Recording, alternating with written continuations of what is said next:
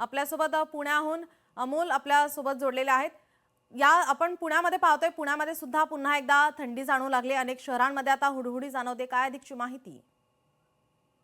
खरं तर 2 दिवसापासून या थंडीमध्ये आणखीन वाढ झालेली आहे. 2 दिवसापूर्वी थंडीचा जोर हा काहीसा कमी झालेला होता आणि त्यामुळे दिवसा ऊन मोठ्या प्रमाणात लागत होतं. मात्र गेल्या 2 दिवसांपासून म्हणजे 29 तारखेपासून या थंडीमध्ये आणखीन वाढ झालेली आहे आणि हा तापमान जवळपास आता 9 ते 10 अंश सेल्सिअस इतकं गेलेलं आहे.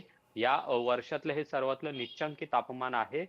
जसं भूषणने उल्लेख केलेला आहे, की या थंडीचा नेमका परिणाम काय झालेला आहे. तसंच पुणे शहर आणि उपनगरातही परिस्थिती निर्माण झालेली आहे. खास करून उपनगरामध्ये थंडीचा जोर हा आणखीन वाढलेला आहे. म्हणजे दिवसा सुद्धा परिसरामध्ये आता गारवा जाणवू लागलेला आहे.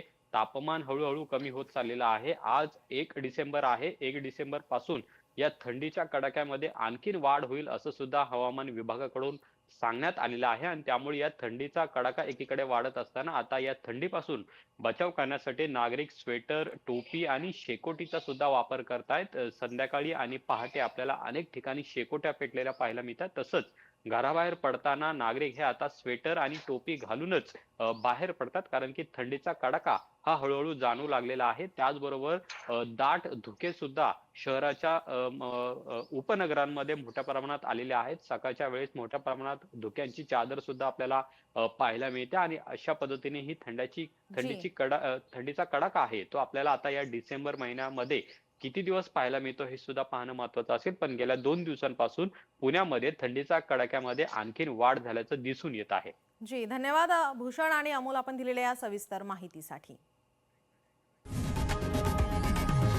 लोकशाही मराठी ऐका, पहा, जागरूक रहा।